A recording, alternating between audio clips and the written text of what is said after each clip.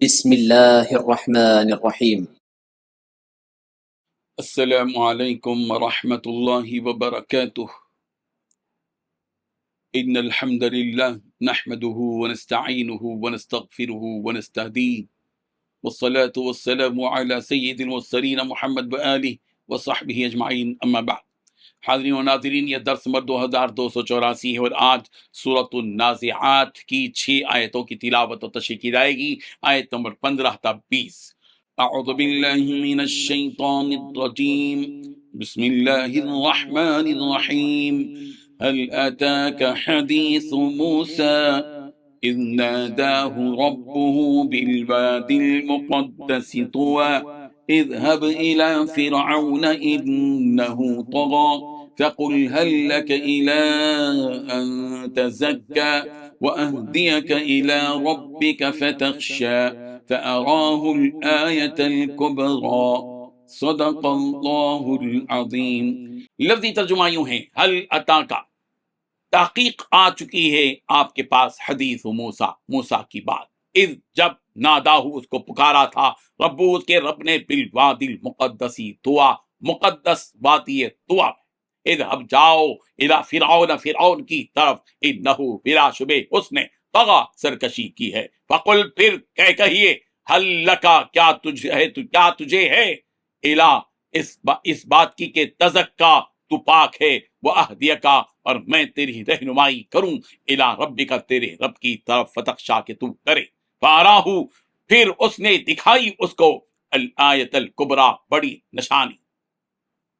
ترجمہ یوں ہے، اے پیغمبر کیا تمہیں موسیٰ کا واقعہ پہنچا ہے جب ان کے پروردگار نے انہیں طویٰ کی مقدس وادی میں آواز دی تھی کہ فرعون کے پاس چلے جاؤ، اس نے بہت سرکشی اختیار کر رکھی ہے، اور اسے کہو کہ کیا تمہیں یہ خواہش ہے کہ تم سنور جاؤ، اور یہ کہ میں تمہارے پروردگار کا راستہ تمہیں دکھاؤں تو تمہارے دل میں خوف پیدا ہو جائے۔ چنانچہ موسیٰ نے اس کو بڑی زبردست نشانی دکھائی۔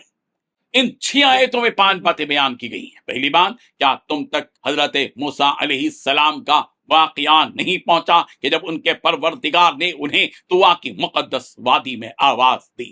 دوسری بات، ان سے کہا کہ آپ فرعون کے پاس جائیے کہ اس نے بڑی سرکشی اختیار کر رکھی ہے۔ تیسری بات، اس سے کہیے کہ کیا تمہیں یہ خواہش ہے کہ تم سنور جاؤ۔ چوتھی بات یہ بھی کہا کہ کیا میں تمہیں تمہارے پروردگار کا راستہ دکھا دوں کہ تو تمہارے دل میں خوف پیدا ہو جائے۔ پانچویں بات، چنانچہ موسیٰ علیہ السلام نے اسے بڑی زبردست نشانی دکھائی۔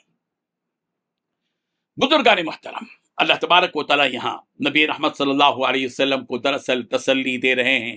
حضرت موسیٰ علیہ السلام کا تذکرہ فرماتے ہوئے کہ اے نبی، یقیناً آپ کو ان مشرکین کی حرکتوں اور ان کی ایذاؤں سے تکلیف ہو رہی ہوگی، اور آپ پر ان کا یہ معاملہ بڑا شاق گزر رہا ہوگا، لیکن آپ ان تکالیف اور مصائب پر صبر سے کام لیجیے، اس لیے کہ جتنے بھی پیغمبر، جتنے بھی انبیاء اور رسول اس دنیا میں تشریف لائے اور جن کو بھی ہم نے بھیجا اس دنیا میں، ان سب کو بھی اسی طرح بلکہ اس سے بھی زیادہ تکلیفیں اور ایذائیں پہنچائی گئیں۔